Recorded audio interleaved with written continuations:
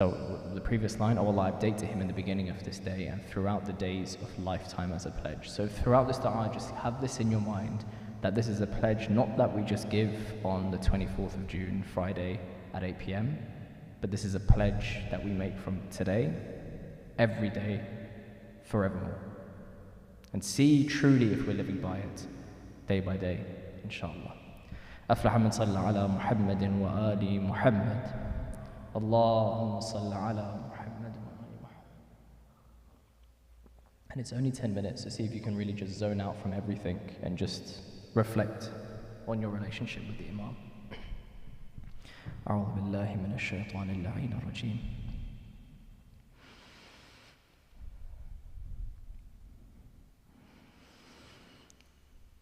اللهم صل على محمد وآل محمد. بسم الله الرحمن الرحيم.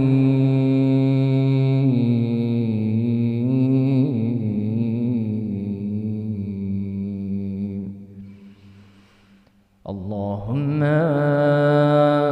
رب نور العظيم ورب الكرسي الرفيع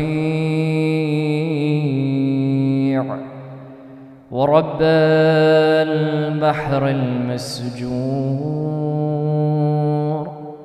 ومنزل التوراة والإنجيل والزبور ورب الذل والحرور ومنزل القرآن العظيم ورب الملائكة المقربين والأنبياء والمرسلين. اللهم إني أسألك باسمك الكريم وبنور وجهك المنير وملكك القديم يا حي يا قيوم، أسألك باسمك الذي أشرقت به السماوات والأرضون وباسمك الذي يصلح به الأولون والآخرون يا حيان قبل كل حي ويا حيان بعد كل حي ويا حيان حين لا حي يا محيي الموتى ومميت الأحياء يا حي لا إله إلا أنت.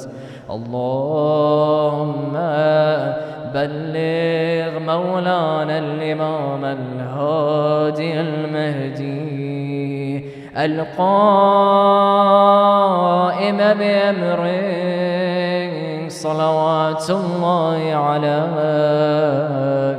وعلى آبائه الطاهرين عن جميع المؤمنين والمؤمنات في مشارق الأرض ومغاربها سهلها وجبلها وبرها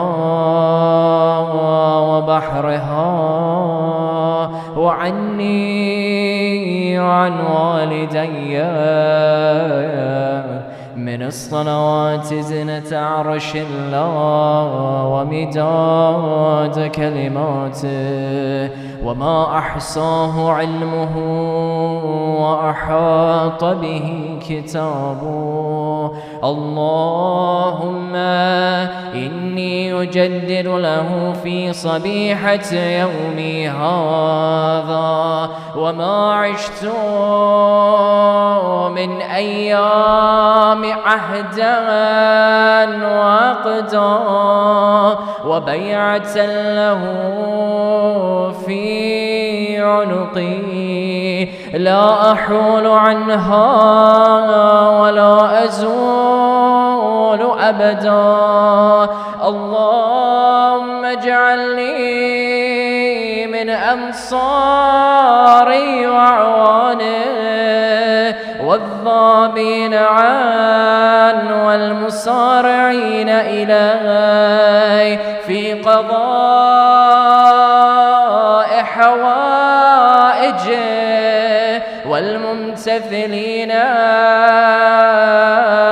لأوامره والمحامين عنه والسابقين إلى إرادته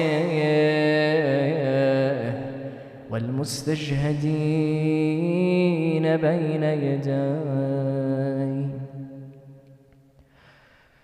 اللهم إن حال بيني وبينه الموت الذي جعلته على عبادك حتما مقضيا فأخرجني من قبري مؤتزرا كفني شاهرا سيفي مجردا قناتي ملبيا دعوة الداعي في الحاضر والبادي. اللهم أرني الطلعة الرشيدة والغرة الحميدة واكحل ناظر من نظرة مني إليه وعجل فرجا وسهل مخرجا وأوسع منهجا واسلك بي محجة وأنفذ أمرا واشدود أزرا واعمر اللهم به بلادك واحي به عبادك فإنك قلت وقولك الحق ظهر الفساد في البر والبحر بما كسبت أيدي الناس فأظهر اللهم لنا وليك وابن بنت نبيك المسمى باسم رسولك صلى الله عليه وآله حتى لا يظفر بشيء من الباطل إلا مزقه ويحق الحق ويحققه واجعله اللهم مفزعا لمظلوم عبادك وناصرا لما لا يجد له ناصرا غيرك ومجددا لما عطل من أحكام كتابك ومشيدا لما ورد من أعلام دينك وسنن نبيك صلى الله عليه وآله واجعله اللهم ممن حسنته من بأس المعتدين. اللهم وسر نبيك محمد صلى الله عليه وآله برؤيته ومن تبعه على دعوته وارحم استكانتنا بعده. اللهم اكشف هذه الغمة عن هذه الأمة بحضوره وعجل لنا ظهوره إنهم يرونه بعيدا ونراه قريبا برحمتك يا أرحم الراحمين. العجل العجل يا مولاي يا صاحب الزمان العجل العجل يا مولاي يا صاحب الزمان العجل العجل يا مولاي يا صاحب الزمان وصلى الله على سيدنا ونبينا محمد وعلى آله الطاهرين.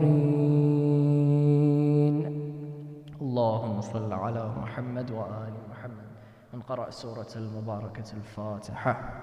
بسم الله الرحمن الرحيم.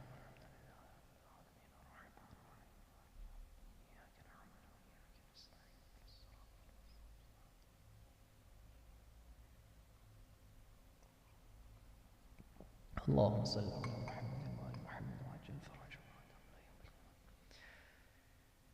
Okay, let's see if this link is working, and if not, then we will move on without it, or we'll find another way.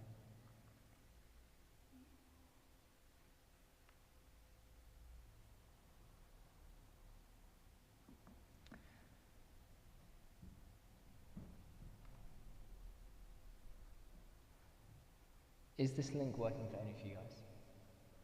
If you try and get in, have you got it?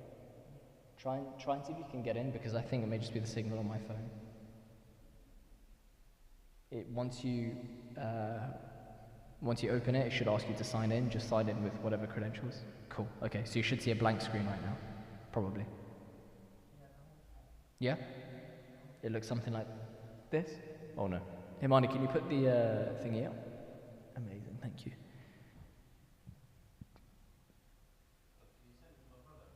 Yeah, yeah. Do I have his number? It's on the group, yeah? Let me send it to you.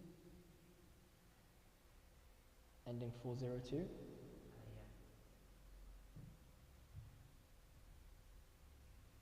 Is it working for you? Yeah? So if you guys log in to that, and at the bottom it will say your sticky notes are private. If you press share, and then if you can see that on your screen as well. And what thing? It just says create a board and join the board, so I'm joining it. And when you clicked on that link, it didn't let you join straight onto this? No, it took me, so now I'm waiting for a code from you so I can... Oh wow, interesting, okay. That is bizarre. Usually you just send this link and you're good. Maybe try that as the code. Like I said, if people with this link, you should be able to just click on that link. I'll send it to you again, just to see. What about Milad, what about you? Oh really? Okay, I'll see if I can send it to you. Himani, do you have it? I have a feeling the thingy's down. The server's down for it, because even on my phone it's not opening up. We can continue without it, it's fine. It just would have been ideal if we didn't.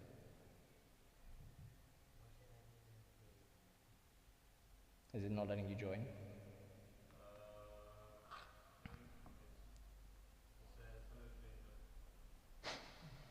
Okay, let's leave it, it's fine. It's fine. Okay, we'll do it from here, that's all good. So, I'm gonna introduce this in a second. I just wanna try and get a few things down.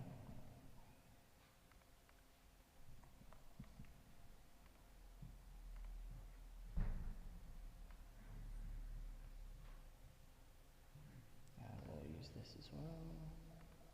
Concerns and Assalamu alaikum.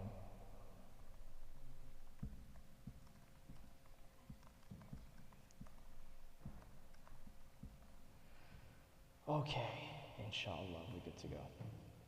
أعوذ بالله من الشيطان اللعين الرجيم بسم الله الرحمن الرحيم الحمد لله رب العالمين والصلاة والسلام على سيدنا ونبينا محمد وعلى أهل بيته الطيبين الطاهرين وصلى الله عليك يا سيدي ويا مولاي يا حجة الله يا ابن الحسن يا صاحب العصر والزمان صلوات اللهم صل على محمد وآل محمد. Okay, so Himani's in. You're the only person that's managed to get in. I'm still blocked no matter what I do. But we can... Say again? Yes, I think so. No, I didn't. Sorry. No, it's the same link. It should be the same for everyone. If it does open up for you, good. If it doesn't, it's all good. We'll be able to do it from here. So, let's introduce this a little bit. The context or the concept behind today is to what extent can we have a career whilst being a Muslim? And to what extent does Islam propel us forward when we're having a career, or does it hold us back?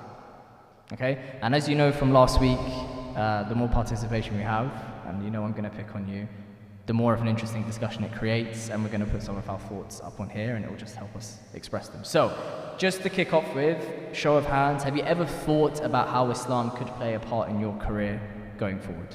Has it ever crossed your mind that the two would ever cross over? And show of hands, that's like the most visual thing. So yes, yes, yes, yes, ish, yes, yes, ish, no, no. Okay, cool, no worries. So, a good amount of us, fine.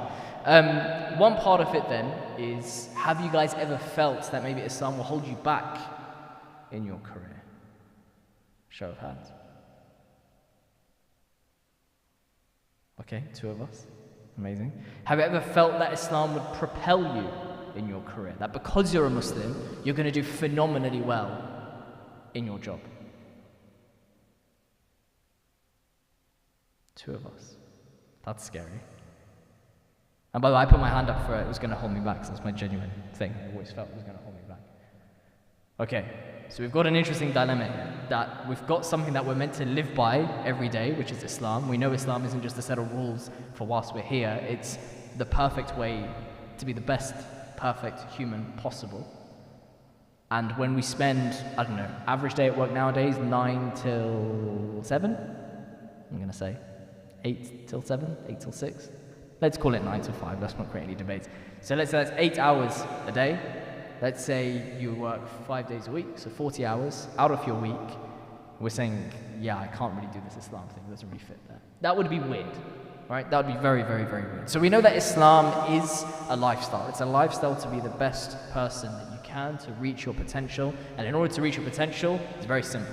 In theory, not in practice, it's to get as close to Allah subhanahu wa ta'ala as you can. Because all of those traits that He has of His forgiveness, of His mercy, of His love, of His just, etc., the more that we can manifest those traits, the more attractive a human we become, the more of a mercy to society, or as the Quran says, rahmatul lil alameen, a mercy to mankind that we become. Right?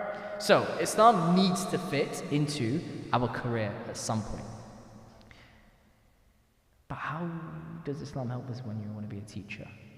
Well, how does it help you when you want to be a doctor? How does it help you when you want to be a technology consultant?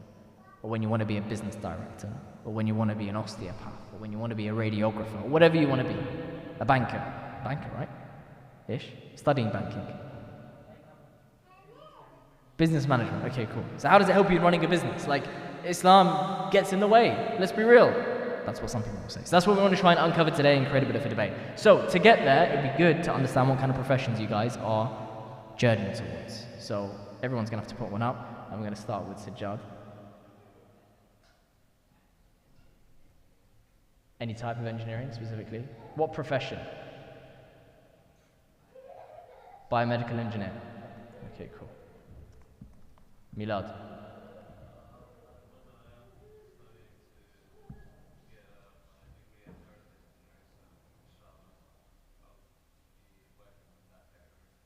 What would be the dream as a profession? What would be the dream though? So once you've got your aeronautical engineering degree, then what? F1 cars? Go on. Live my dream on behalf of me.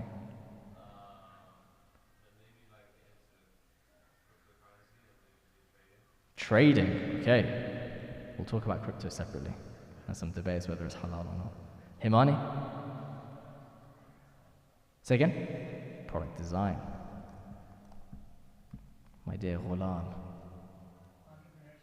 Entrepreneurship. So can we call it business leadership? To be more precise, yeah? Sister Insia?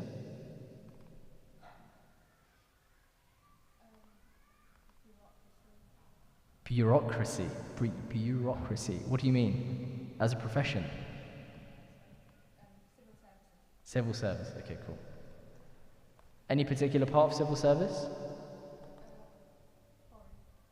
Okay, so like international relations and that kind of stuff.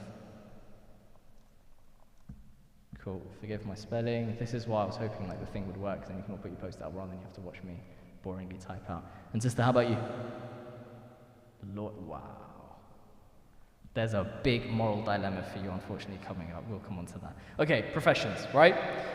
Biomedical engineer. Wow, I've got some smart people in this room. I feel a bit intimidated. Okay, cool. And may Allah give you more tawfiq on your journey towards the profession. So, as a trader, Milad wants to be a trader. Himani, how can Islam help him become a trader?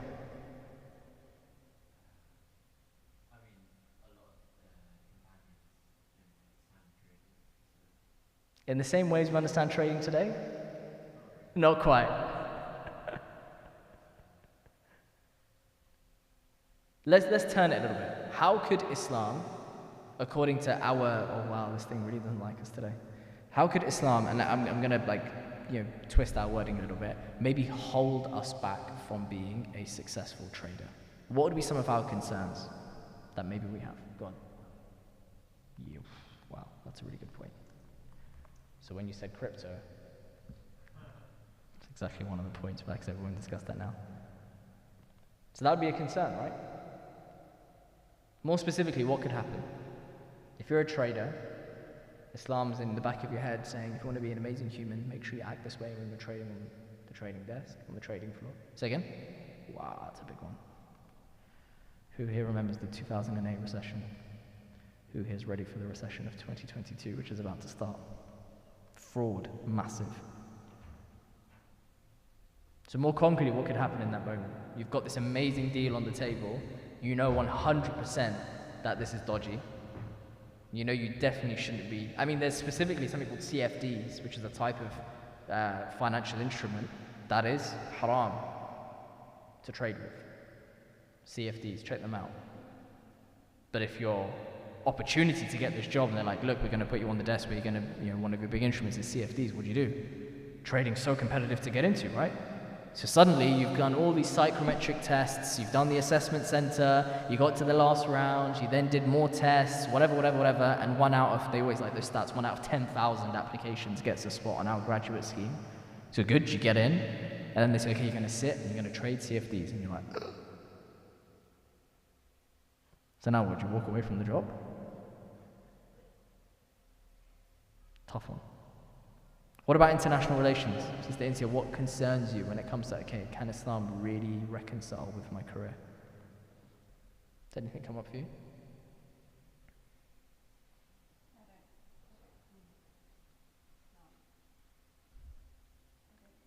You don't see any issues?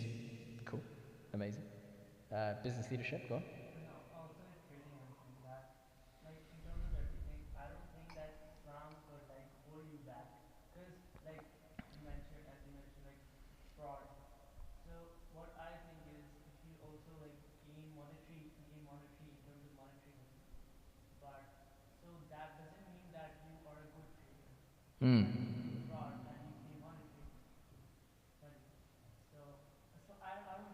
But in reality, how are you going to be judged? I'm going to get rid of this because it's way too echoey for what we're trying to do. In reality,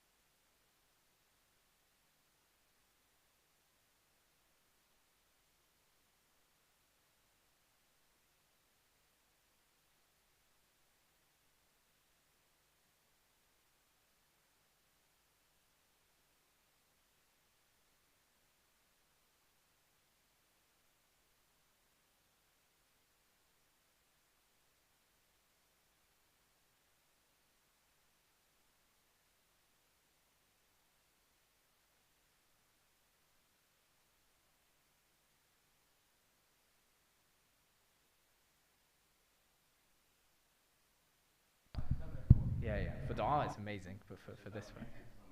Oh, okay, yeah, fair. That goes off. Okay, cool. So, taking your point, peer pressure. So specifically, we're saying the Friday night pub, the Thursday night pub, the Wednesday night pub, Tuesday, Monday, weekends could definitely be a thing. And what happens in those sessions that you're not attending? Yeah, okay. What else could happen? Why would you want to be there? Absolutely. So there could be the peer pressure for you to join them. What else? Smoking. Okay, cool. But why maybe would you want to be there? What would be the reason why you're getting FOMO by not being there? And what could happen if you've been left out? Think you're in a work context. You don't meet your friends and missed opportunities. Okay, so I'm going to present a dilemma to you. I'm going to use some numbers, okay? So I don't want to offend anyone, but I want to make this a little bit real. Let's say you're on £20,000 per year. And every month, your mortgage is tough. And then what's happening now, for those of you studying economics, interest rates are going higher, sky high. Highest in the last, I think, 30, 40 years, okay? When interest rates go up, your mortgage payments get tougher, so you have to pay more every month. Now, you know there's one promotion going. It's between you and the guy sat next to you. And your manager is going out to the pub on Friday evening. Oh.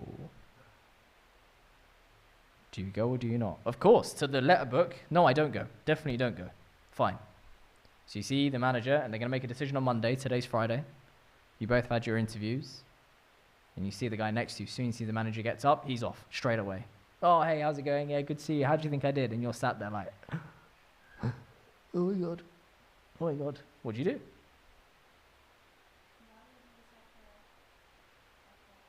Because they're off to the pub and you're saying, I can't go.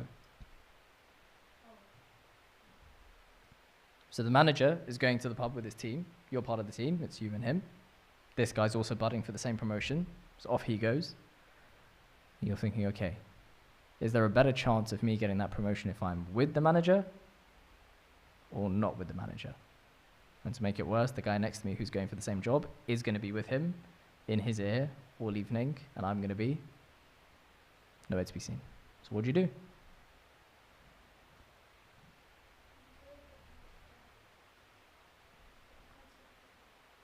Interesting. Okay, so one opinion is that you go. Yeah?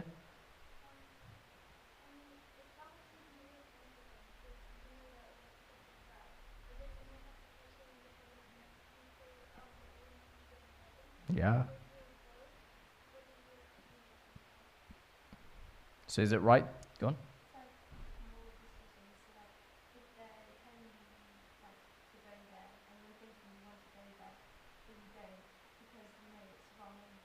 Cool.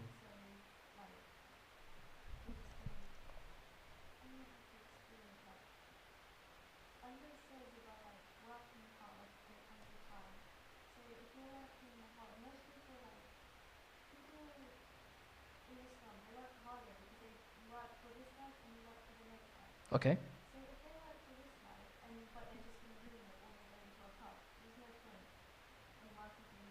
It's a very powerful point. It's a very powerful point. But your mortgage, end of the month, you get given £1,500 a month, and your mortgage is £1,200, and you can't survive on 300 quid for your family. So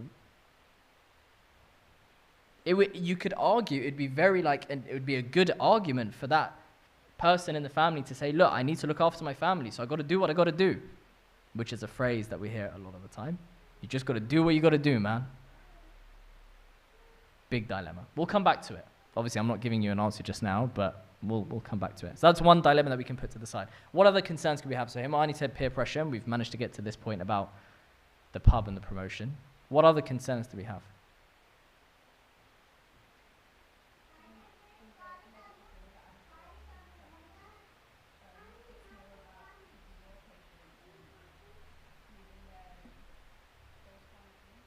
Can I really badly summarize it to like intergender relations?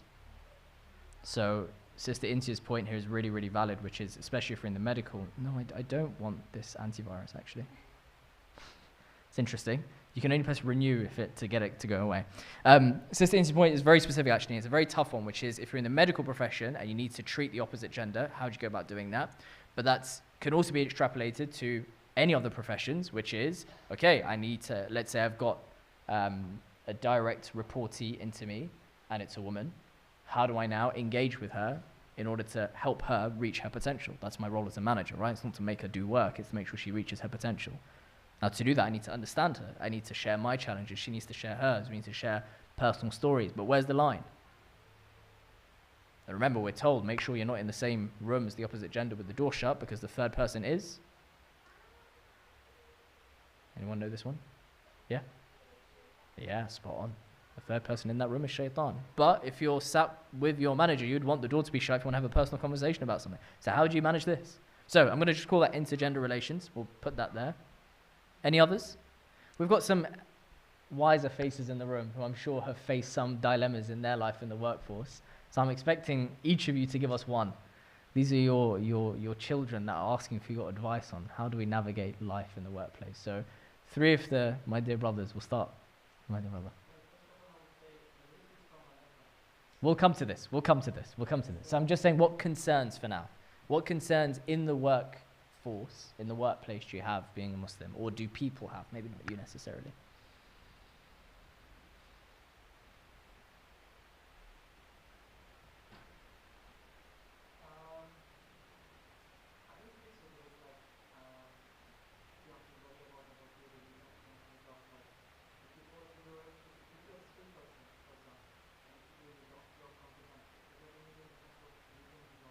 Mm-hmm. Mm-hmm. Mm-hmm.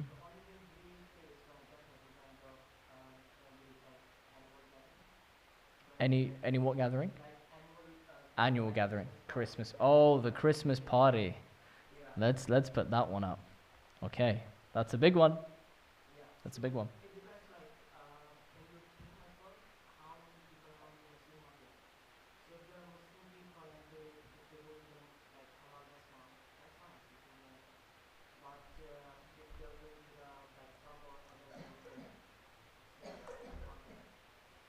I'm going to put one. Yep. Fair. Cool. Yes.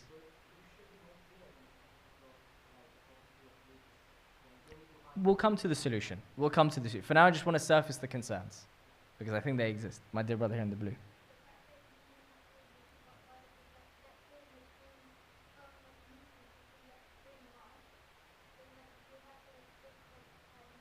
To go and pray, yeah, it's a really good point. It's a really good point, for sure. Brother at the back, what are one of your worries that you've had when you've been in the workplace, maybe?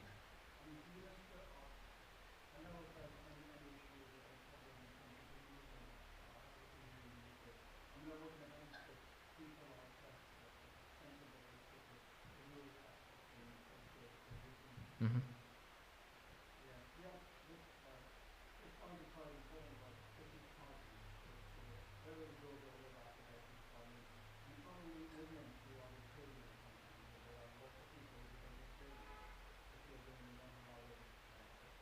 And how do we handle the wine on the table situation? Because Christmas parties are infamous for this.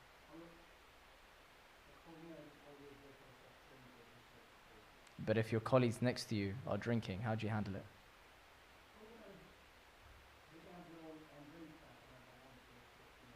But if it's on the same table?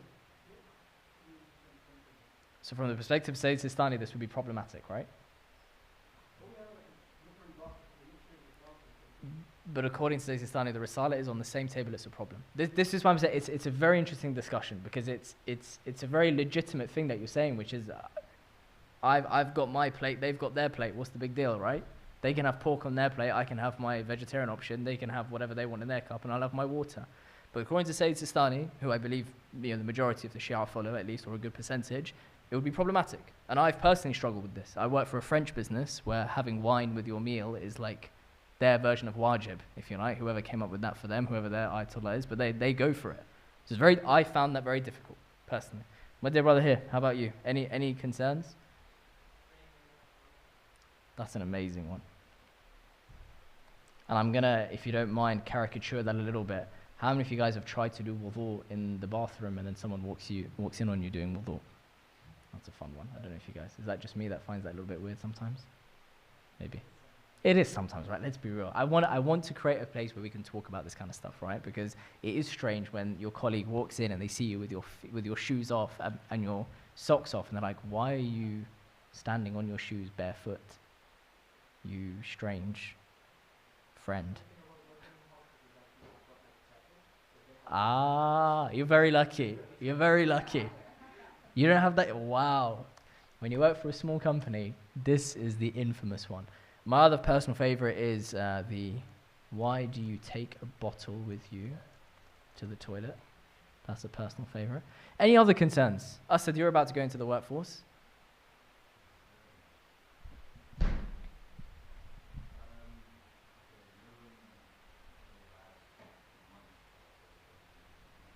Oh, yes.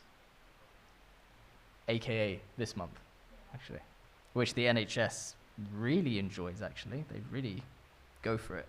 Every email signature, if I'm not mistaken, still has the logo. Any others?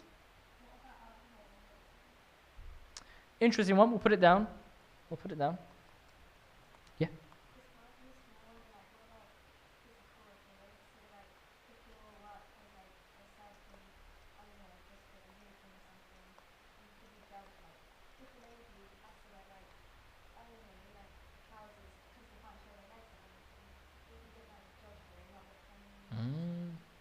That's massive.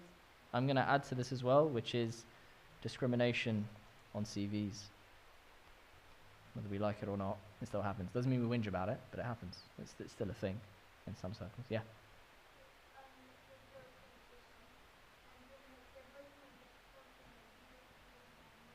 Okay.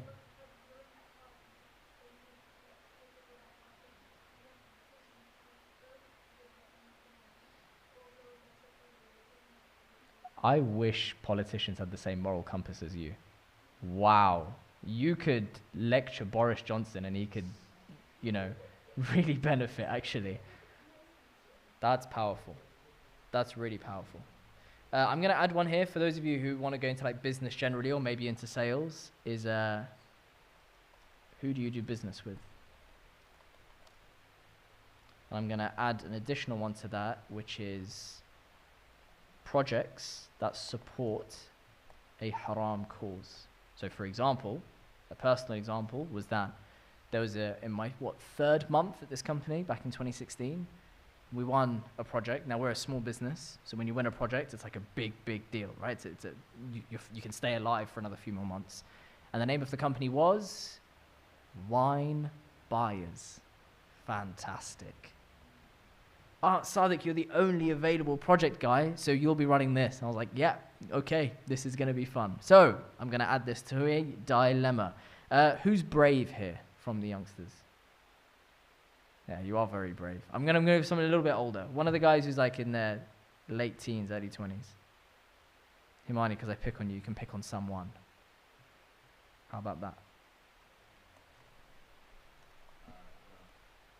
Okay. Ghulam, you have to get up. You have to stand at the front. Asad, I need you. Up you come. Oh, ya Allah. Okay. So, Hussaini, you can choose who gets more heat. Who do you want to put under more pressure from these two? Asad. Okay, Asad's going to... So, Asad, you're going to be me back in 2016, roughly about May. Okay? The context is Ghulam is now your boss. So the co-founder of the business, French guy, right? He comes to me and he says, "Good news, we just signed a new client." So obviously I show a level of enthusiasm. You're going to be on it because you're the next available guy. It's called Wine Buyers. So, and just for context, it's a website that sells exclusive wines. So, right, yeah, it's a great moment in my career. I really enjoyed this one. So, Ghulam, you're going to be the manager. All right, you're going to give Asad a bit of stick when he says, "No, I can't." I hope he says, "No, I can't." I don't know. Maybe he'll say yes. Maybe he'll say, "Do they send samples?" I'm not sure. So you're going to give Asad a bit of pressure. And as a true Frenchman would, you'll be like, "But it's just wine. What's the big deal?" and you're going to probe him a bit. Okay? All right. So, Ghulam, you're going to start. We're going to count you in, and you're going to give us the good news that we've just signed a project called Wine Buys. You're going to be staffed on it. So, it's like drama. Who remembers drama? The only subject I did well at. All right. Third team. We're in safe hands. Yeah, it's great. Don't let anyone tell you otherwise. Maths is also important. Before, you know. All right. 3, 2, 1. Ghulam, give the good news.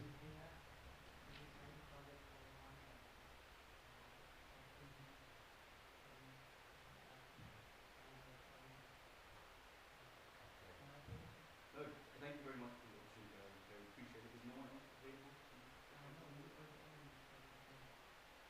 Okay. Don't get me wrong, I'm very, very comfortable that we were able to secure such a project. However, unfortunately, I wouldn't be able to lead this project. If possible, someone else could maybe swap for me. I would be able to take over the project and give it to them. Or, I'm very sorry, I just would not be able to take over the project. Brave man. No, I understand this is it's a great opportunity. I'm very grateful for it. And I'm thankful for the trust you put in me. I feel that this is the biggest client. Oh, finesse. Beautiful. Beautiful. I don't think I would be able to take that due to my religious beliefs. I'm not comfortable handling clients that deal with alcohol and wine and whatnot. So I don't think it would be very good for me to take over that as in the best interest of the company. To give it to someone else who would be more enthusiastic for such a project.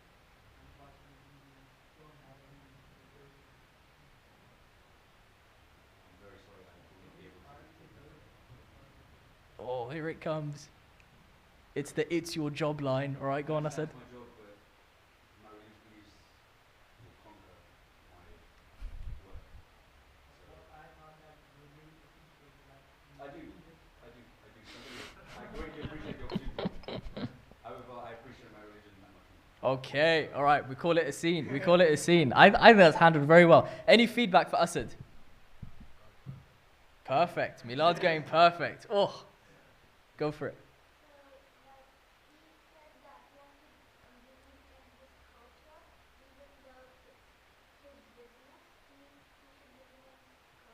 Mm.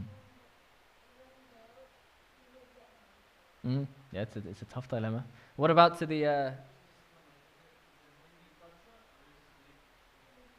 religious belief? From our adults, what do you guys think?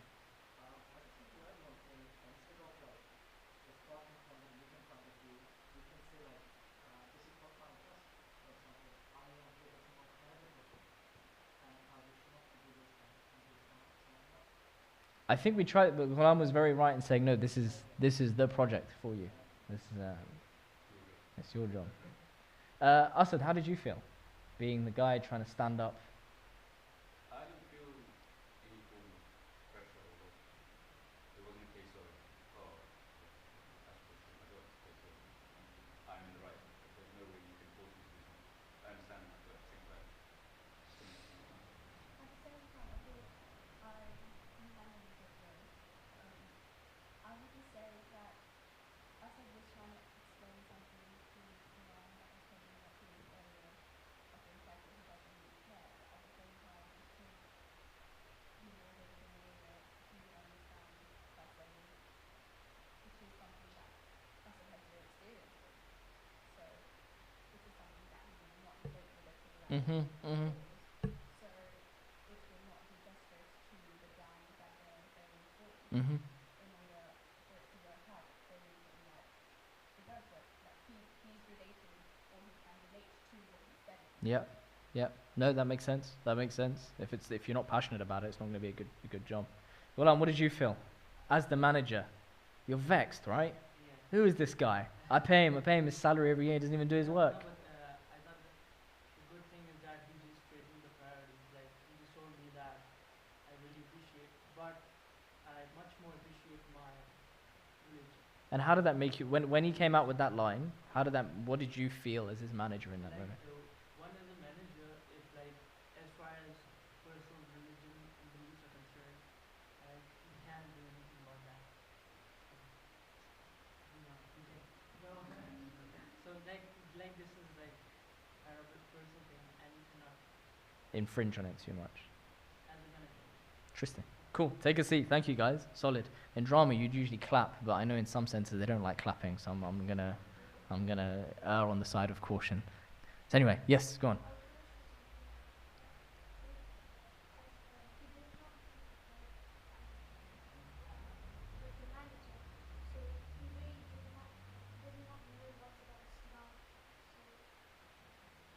So maybe it's an opportunity to share, right? I think that's one feedback that I'd give is at some point, it's important to share the why behind your stance. So yes, you can say, this doesn't align with my religious values and my religious belief system. But to your point, it's like, why? What is the challenge with alcohol? Maybe we can explain that a little bit. Yeah.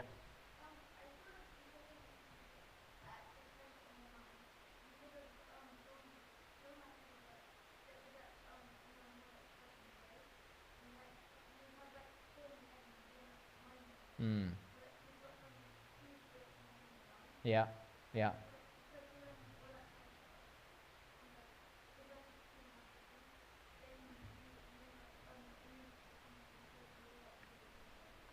It's a very good point.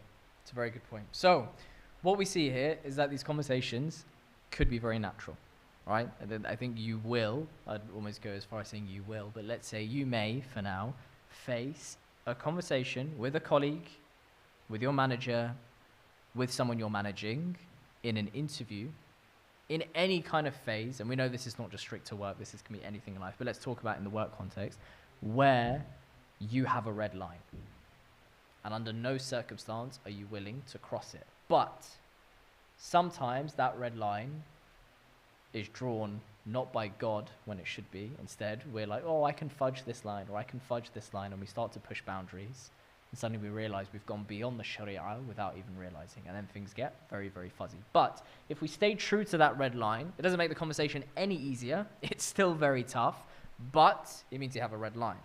The challenge is, what if Ghulam, rightly and fairly, and I don't think it would be discrimination by religion, actually. That would be, I don't think in an employee tribunal that would actually hold up.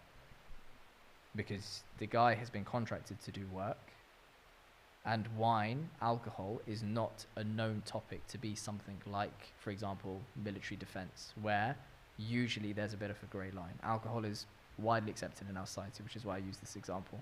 So if he says religion, you'd have every ground as an employer, if you wanted, to say, sorry, you knew when you worked for our company that we do projects for different clients. We're not like an optician that only does glasses. We could work for a gambling company. We could work for an alcohol company. So you could pursue it as a manager. And Asad could lose his job. So the pressure's on for that, especially as a family man, especially when you've got kids to look after. That is not an easy conversation to have, especially when you could lose your job. So we're going to try another one. Himani, you can choose again. Maybe Milad has to go up. Milad's next in line. In fact, Milad and Himani, you guys are up. And Himani, you can put Milad under pressure. Okay, so this one is going to be the famous Christmas party. So for those of you who don't know, the Christmas party in a workplace is not like the Christmas party you have at school. It's dramatically different. It's known to be a very British, and just to note, my French employers say, and remember the French drink in every meal, that the Brits take their drinking to a different level, especially on Christmas. And it is really frowned upon if you miss the Christmas party. Am I right or wrong, for those of you? Yeah? It's very frowned upon. It's like missing Ashura as a Shia. You're like, what do you mean? Can't miss Ashura, you know? Instead, the inverse, because it's happiness. So, Himani, you are Milad's boss. Sorry, Milad, that's a tough boss to have. Himani is your boss. And you've asked him to have a quick chat because you want to break the tough news that on Tuesday, the 23rd of December, I won't be at the Christmas party.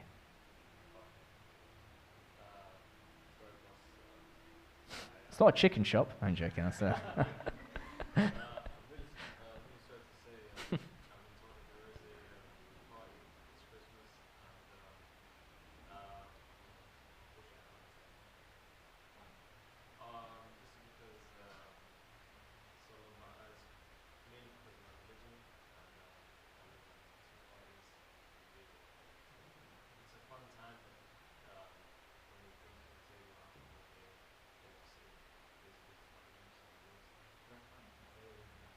Classic.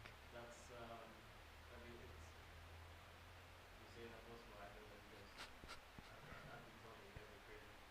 How old are you? No one. But the thing is, any day what I've hold us in the same room or the same table as the full circle is Islamic support. Yes, so who does this? It's because alcohol and alcoholic drinks are forbidden. I know I mean I could do that, but again if there's like drinks on the table, while I'm having my food or drinks, it goes against my beliefs. Yeah.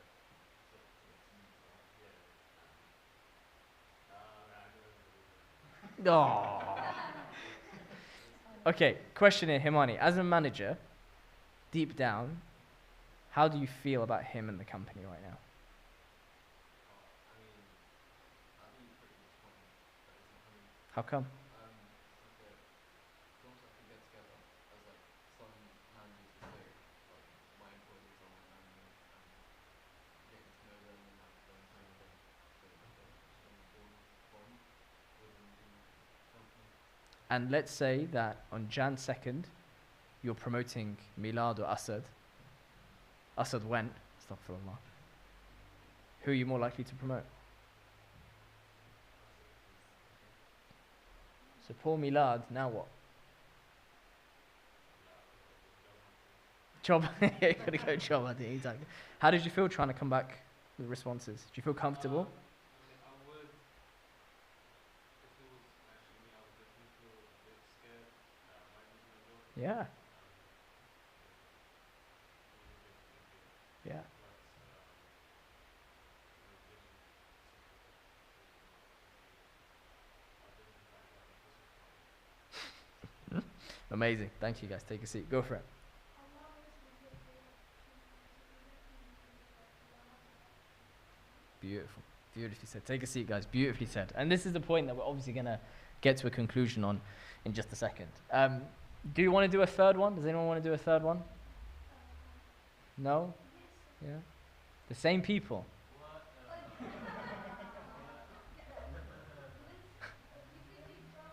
One good. Huh? One more time.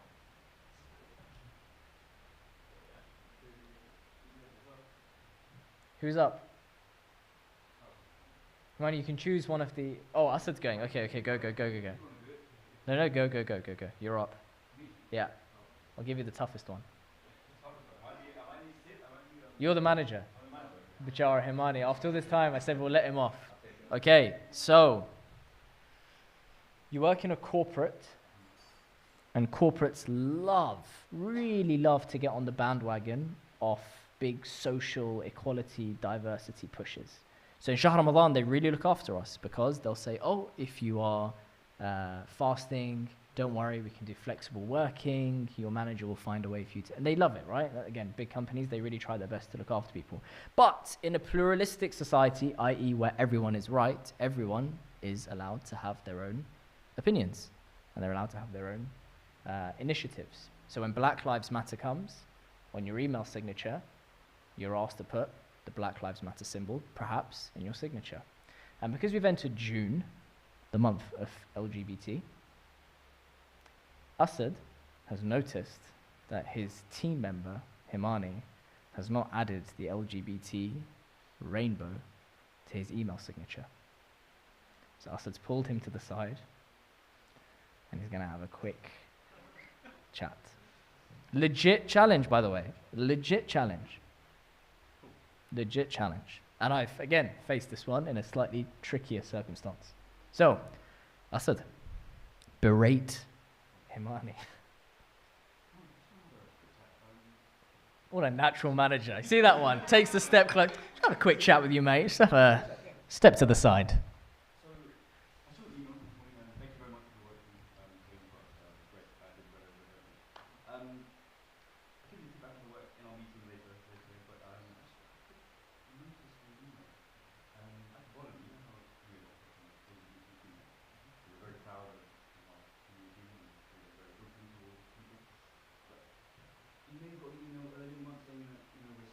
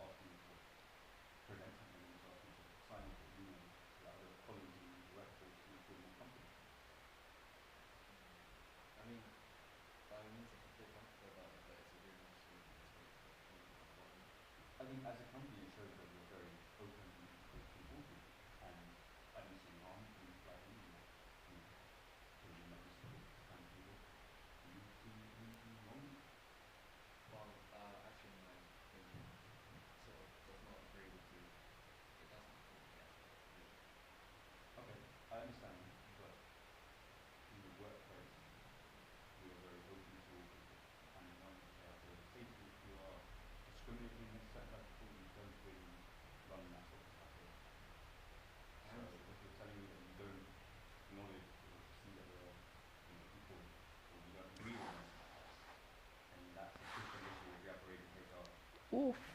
So If you listen close, you can hear Hermione's heartbeat. Just listen. By all means, I accept them as equals, but I do not agree with actually promoting it as someone gets nothing. so if you see them as equals, then what is the problem with putting something along the line just going on? I just see it as not as necessary as Oh, that's what we're gonna do. What are you gonna do? I feel like bigger circles. Yeah, I understand this. What would you do? What would you do? Step out of it. What would you do? What would I do in that scenario? As a non-Muslim? Okay, as a non-Muslim, if I saw that, then genuinely I would think that they're just like discriminating. I think, or they just don't. If they're that much that they can't even sign an email. I'm not asking him to go, present something or keep a flag on his desk or anything. Just email. Then it's something I have to raise with like HR or something. Like, this is too much. Then it's a bit extreme. Okay, hands up if you agree with Asad that you think Bear in Hermione mind, that's is. speaking as a manager. I'm not. That's not Yeah. Disclaimers. Okay, hands up if you think that you agree that from Asad's perception that okay, this would be like a escalate to HR. Again, not as a Muslim. We need to come out of our biased thinking for a second. I'd say it's pretty unfair what Hermione's response was. Right? But as Muslims, we'd all be like, no, he's absolutely in his right to do this. Okay? Cool. Thank you, guys. Let's take a seat. So, how could we manage that situation a bit better? How can we live in a society, in a workforce, amongst friends, amongst neighbors, where we've got an opinion that is in stark contrast to the status quo? We all agree, fine, there's a red line, and alhamdulillah, we're hoping that in our life, when we get pushed to that red line, we'll draw it and we'll stand by it. And I will say to you a million times over, and I'll say it to myself before anyone else as well, it is tougher than it actually is here, in that your family maybe depend on your income. And again, we'll come to that in a second, the solution that's already been hinted at. But on this secondary side, or on this second point, how can we improve our communication to make sure that the person we're in a conversation with doesn't leave thinking, wow, they really don't care about anyone but themselves?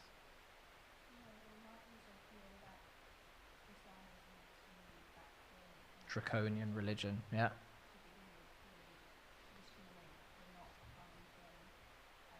Yeah, yeah. Which is tough to combat in that situation. Go on.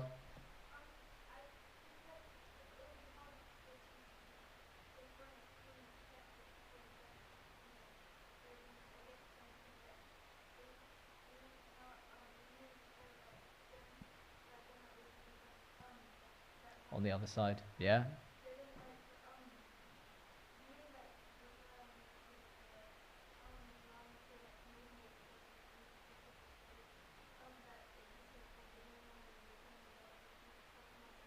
Interesting. Very interesting point. Milad, how are you going to handle that? You've only got 2 more years left 1 year left of uni. 3 more years, sorry. Okay. How are you going to handle it?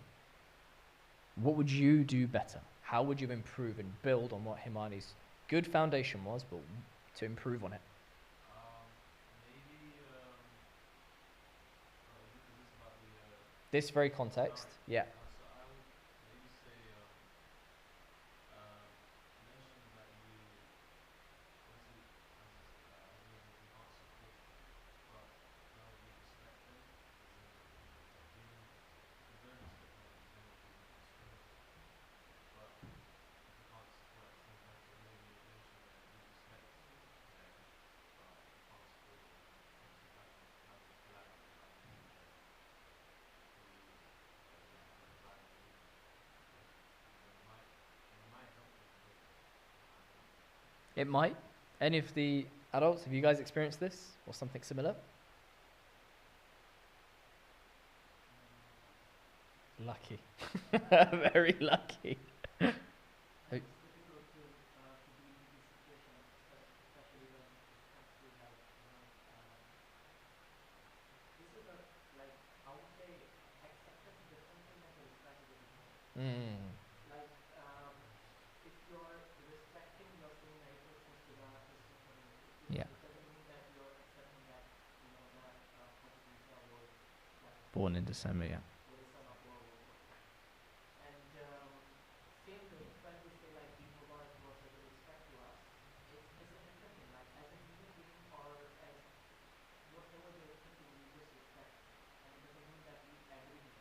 Okay, but a mark of respect would be for you to go to your colleague who may be of the LGBT community and to say to them, Happy Pride Month.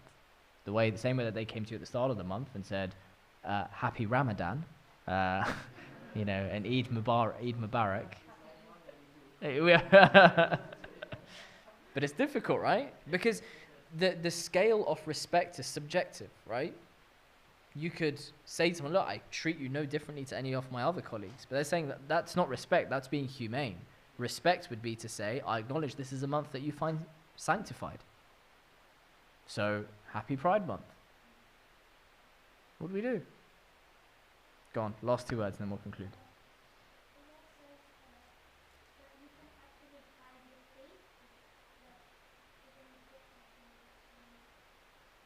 That's in fear of your life.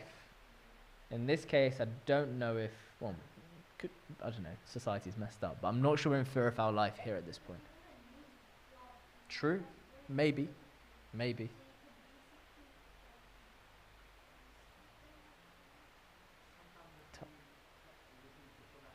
Yeah.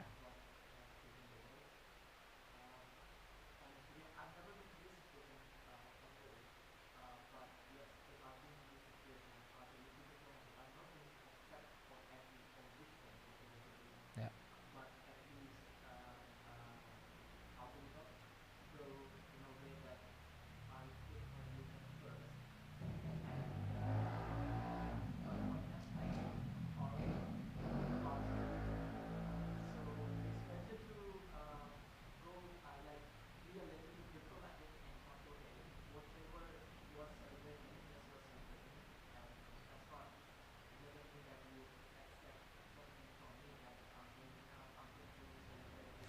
The challenge with this line, though, is back to what I said initially, which is that we have a weird expectation, whether we definitely do or not, but society has created this perception that Muslims expect to be told Happy Eid or Ramadan Mubarak or whatever. So they're just saying, look, it's simple two-way respect. We give you guys your space for a month. We give you your physical space for a year to pray. We deal with all of your, like, I don't want to go to this gathering, don't want to go to that gathering, can't work on this project, can't work on that project. And when we ask of you just one thing, by the way, I'm not supporting this, I'm just playing devil's advocate, of course, right? But when they ask for just one thing, she'll be like, can you just put a thing in your signature? Is it that much big a deal? They'll be like, no, I've got, you know, I can't. So it's tough because diplomacy is a very blurry line, right? Some people will say, that's the line. Another diplomat will say, no, this is the line. And it's a negotiating thing, right? So where's the line? Go on.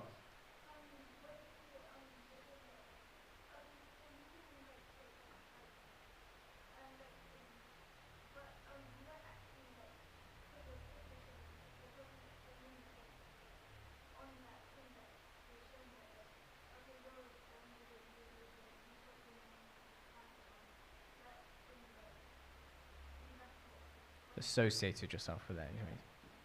I would say when you say it, you've probably... But again, so this is the point of the discussion. So there's two things that I want to, inshallah, just conclude on. The first was, oh my God, I need to stand up for my belief, i.e. there's like a very clear, I'm going to be careful how I say that, but there's a very clear red line where they say, you must go to the pub, and you're like, no, I know my red line is that I won't go in, for example. Which is a red line that people have blurred. And I will say that. People have blurred that as a red line, which I'm saying is not as clear as it feels right now. Some people will say, no, I can go in if I don't drink, etc., etc. So, that's what I'm saying. Be careful. The red line is there. So, there's a red line, and you're like, okay, I'm not going to cross it, and now you're in fear. Oh my God, am I going to lose my job? Am I going to lose my job? Am I going to miss out on the promotion? Am I going to have that like career FOMO where they're doing that and then there's going to be an opportunity that's discussed and I'm not taken into consideration? Oh, I'm not getting the promotion, etc., etc. Even more so, have any of you guys done graduate applications yet? I think maybe just a bit too far off. Or internship applications, anything like that. So basically there are tests that you have to do called psychometric tests when you want to start your graduate application process. And I remember failing all of them because I was useless at them. I just didn't understand how to do them. And a few of my friends who were failing them, they would get someone else to do them for you because you just do them online. Question, does that make all off their income that they then get if they are to get that job haram. Because you started the journey based on a lie, right? Similarly, if you need to go and win that deal, and you need to basically lie a little bit about the competitor or lie a little bit about your proposal, the bonus that you get from that deal, does that make it halal or haram? And what impact does haram income then have on your sustenance? Because these aren't questions, I'm just like rhetorical questions just for you to think about to conclude.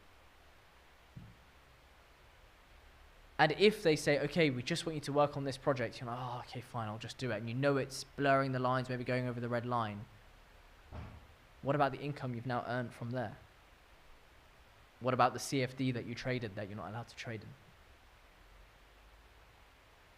And it's something that I just want to put into our heads, especially for some of you going into the working world in the next 5 years or so, to think about this. Because it starts very early on. It starts earlier than you think. It's not when you've entered the workplace. It's even your application to get into the workplace. It's something for you to think about. On the CV that you've created, yes, you want to ensure that you put yourself out there as a competent individual who's achieved and so on and so forth. But also, at what point does running a youth society versus I ran a global institution youth society, and I was certainly guilty of that at some point, you know, you over egg what you've done. Where's the line between this is what I actually did versus this is what I want to portray myself to have done? Fundamentally, whatever difficult situation you're in, and as many of you have alluded to, sustenance is provided by one root cause. And for those of you in the sessions on Tawheed a few months ago, we know that this is Allah subhanahu wa ta'ala. When you're faced between fundamentally haqq and batil, haqq and batil doesn't need to be Imam Hussain alayhi salam in front of Yazid only. You will face a similar moment in your life multiple times where you're on one side, which is on the side of truth, and there's something else on the side of falsehood. And whilst the entirety of the party is going on the falsehood side, whilst everyone on the side of falsehood is being promised governorship of different lands, the governorship of Ray to be specific with some of them, the governorship of Kufa, the leadership of this, certain amount of money if you behead this individual, it was clear the party was on the side of Yazid. Very clear for everyone to see. That's we won't take more questions from this, but I'll come see you after, inshallah, okay? That's where the party was happening. And then you've got Imam Hussain alayhi salam with tens of companions around him and family members. How tough is it to stay on that side where it's not clear that you're going to get the promotion, where it's not clear that you're going to get the job? If you hold this, forget that it's not clear that you'll get the job. You know you'll get fired. You know you're going to get beheaded. You know physically you're going to be in a difficult position now. But these guys somehow went deeper and they recognize, well, there's a physical realm to what I do day to day. And if I get that right, if I always get it right, even if it means that I'm worse off, deep down spiritually, I know I'm just going to fly. And sustenance isn't just about sustenance for dunya in this side. It's about sustenance in the next. It's about the journey you go on in the next. And there's a beautiful concept that is usually discussed when you have this line in the dua in Shahr Ramadan, and I love talking about this line, which is where we say, "Oh Allah, release every prisoner." It comes in the dua that we recite after salah. And I remember being a kid and being like, why would we be praying for people who are prisoners? Like, if they've gone to prison, they've done something wrong, they've murdered someone, they've stolen, they've whatever. And then when you get a little bit older, you're like, oh, obviously it's because it's those who have been incorrectly imprisoned. Okay, that could be one argument. But there's another argument to this as well. If we believe that there's a physical side to us and a spiritual side to us, is it possible that someone can be physically free but spiritually imprisoned? So someone's not in prison. They're like you and I. We're sat in the Hussainiyah, or we're sat in whatever gathering that we're in, or we're doing whatever we want to do on a Friday night. That person is not in prison physically. They're free. Could they be spiritually imprisoned though? Yes. Any tough decision, any red line decision, they're like, forget it, I'm off to the pub. Forget it, I'm going to lie for that. Forget it, I'm going to not wear this, or I'm going to wear that, or I'm going to drink this, or I'm not going to drink that, etc., etc. And actually, you find that there's individuals who are physically imprisoned, but spiritually free. Who can give me an example? Someone that was physically imprisoned, but spiritually free. Wow, that's a top drawer answer. Where'd you get that one from? Wow, that is a strong answer. Sheikh Zakzaki, that is a brilliant answer. Okay, yeah. Any other examples?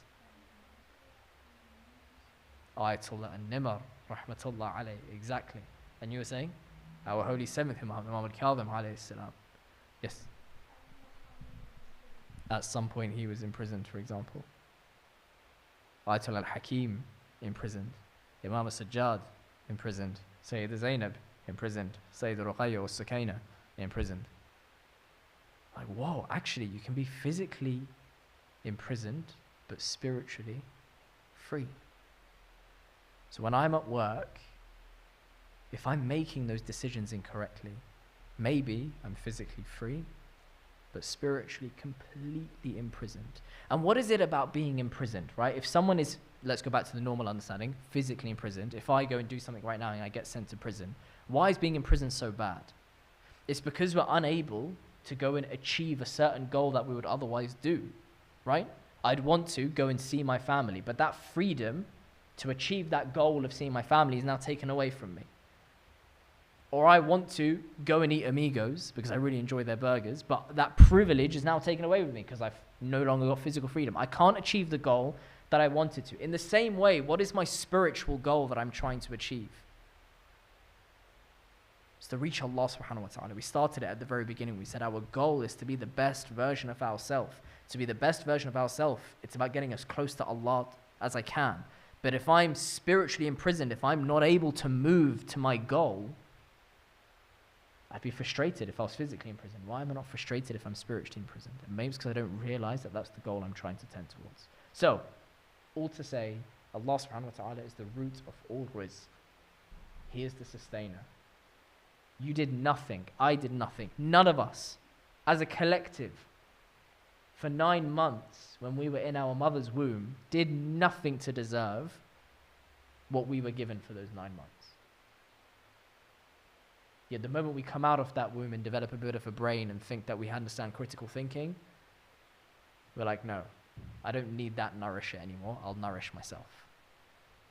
I'll decide what's right and wrong. No. Your sustenance comes from the sustainer. So when you have to make a tough decision, know that Allah subhanahu wa ta'ala has got your back. That's the first thing. Second thing, and we'll be very brief on this, how can we improve our communication about some of our religious beliefs so we don't create this toxicity whereby the employer's like, come on, you never play ball. I don't think there's a perfect theory on this, and I think the best way to start exploring these theories is to discuss them. One way that I would recommend for you guys to look at, it's a three-pronged approach. Firstly, don't be shy to show who you are from day one. Doesn't mean you need to take an Imam Hussain flag with you to work, right? But let your mannerisms and let your values shine like mad. And let your work be phenomenal. Let your honesty be like honesty that those in the workplace are surprised that you don't even touch politics. You don't touch speaking negative about people. Let people see these values shine coupled with phenomenal work. Because when you arrive and you do that, no employer wants to get rid of you. And they actually, and I've seen it personally, start to ask the question, why is it that he's so strict for 12 days in the year to wear black? Why is it that he's so prompt every single time his prayer comes about? And then when that slightly more trickier conversation comes, I'm not saying it's a home run from there. I'm saying they've now got a certain perception of who you are as an individual. So they know that you hold values dear to you. So when they ask you, they're like, hey, Do you, discriminate against the LGBT community? Because, I realized you didn't have the signature. This is where you need to have the speech of Ahlul Bayt alayhim wasalam, or at least strive to have it. And be super smart with how you discuss. And the Quran tells us to discuss with them in a way that is better. You've got to be smarter. You've got to be thinking. So one approach that I suggest, I've tried it, it seemed to work for me, again with all those prerequisites, is as follows. You say to them, look, before we discuss that topic, can I just ask you a few questions myself? They're not to do with this specific topic, it's just to build a context. Yeah, sure, okay. You eat pork, right? Yeah, I eat pork. Okay, have I ever treated you differently for the way you eat pork? Because you know that I don't agree with the concept. No, of course not. Like, there's no issue. Okay, cool, just checking. Secondly, you drink, right? Yeah, and you know I have a view on drinking. Yeah, of course, I know you don't approve of it. Cool. Have I ever treated you incorrectly or unjustly or unfavorably because of the fact that you drink? No, really not. Cool. You know that and you see you can go on and on and on with all of these very like commonly accepted things. Gambling is another popular one, right? You know, I don't believe that gambling's great, but do you gamble? Yeah, a little bit when I'm just with some friends. Okay, cool. And have I ever treated you differently? No. You can now establish the concept that society doesn't accept, but at this point this person's now realizing that two people can have different opinions about a topic and you can still live harmoniously together, so long as you're not doing a da'ish and putting a knife to the neck. Say, look, in the same way, there are people who pursue relationships of a certain kind, and as far as I'm concerned, it's not okay. In the same way that I believe gambling's not okay, and in the same way that I believe this is not okay. And now it's not the time for the debate as to what is and what isn't right. But you know I'm not going to treat them any differently. And in the same way that I wouldn't explicitly say I'm a supporter of gambling if I don't believe in it. I'm a supporter of eating pork if I don't believe in it. I'm a supporter of drinking beer if I don't believe in it. It would just be a symbol of nothingness if I do that. It's just me being fake. And you know, out of my principles and my values that I've shown all this time, that I'm not a fake guy. At this point, you've put as good an argument as you can. And if the guy says, get out of my company, you say, Alhamdulillah. Because in the same way that they were beheaded many years ago and they reached heaven, Allah's going to cover you. You haven't just been beheaded. It's not as deep as that. But Allah has got you in the same way that He had you for 9 months in the womb. He's going to have you for the rest of your life. So just keep that in mind. It's not straightforward. You will find these challenges. But you're all beautiful minds with incredible values that will be able to navigate your way out of them, inshallah. But don't make the mistake of blurring the lines from day one to fit in. Because I promise you this, if you do that, it's very tough to go backwards. It's easier to explain to people that you've become further into your faith. It's slightly weirder to explain that you once had a red line that you now no longer agree with. They're like, oh, that's sad. People respect you for values. It's an innate thing. So try and draw those lines from day one. And you'll notice in interview processes as well, just to reassure you, and I'll end on this, even if you show your values there and say, yes, this was an Islamic society. If they're like, oh, I don't want to hire anyone that's gone to an Islamic society, good. You've stopped yourself from working. Allah has allowed you to not work for someone that's going to cause you issues in the future. Does that make sense? Anyone got any questions on that before we finish? No? Inshallah. Wa akhiru da'wana alhamdulillahi rabbil alameen wa sallallahu ala sayyidina wa nabiyyina Muhammad wa ala ahli baytihi at-tayyibin at-tahirin. Allahumma salli ala Muhammad wa ali Muhammad. And if you can, for those who have passed away in Afghanistan in particular, I think it's reached 100 odd, 200 odd, if I'm not mistaken, in the earthquake. If you can kind of recite Surah Al-Fatiha for all of their souls. Rahimallahu man qara'a Surah Al-Fatiha.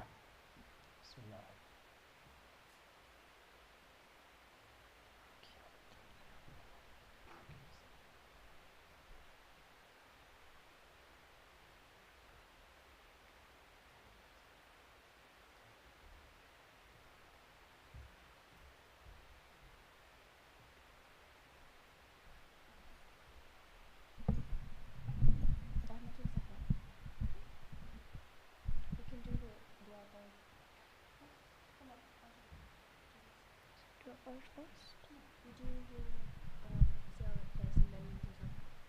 Okay. Bismillahirrahmanirrahim. السلام عليك يا حجة الله في الأرض. السلام عليك يا عين الله في الخلق.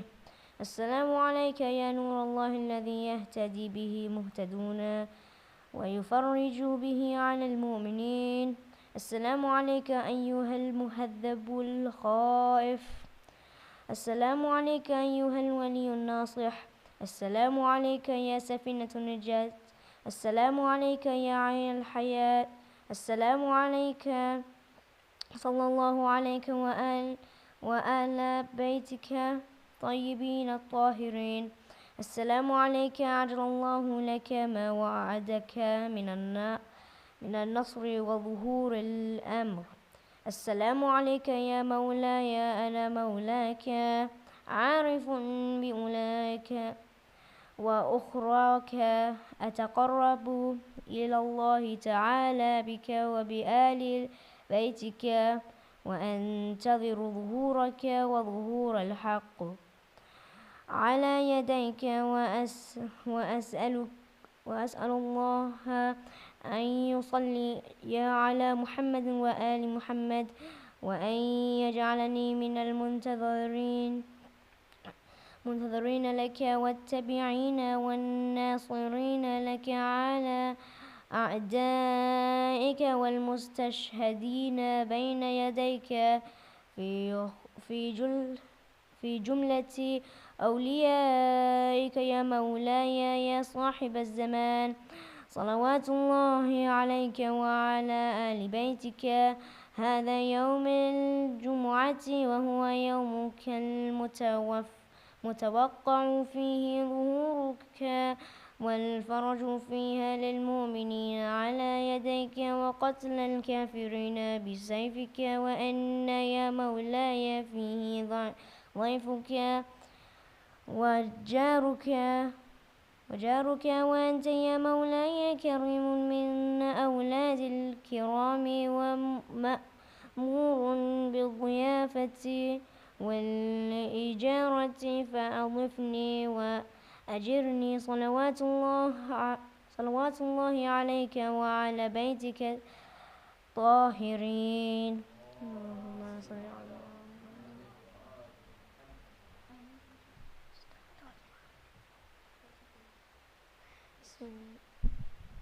بسم الله الرحمن الرحيم.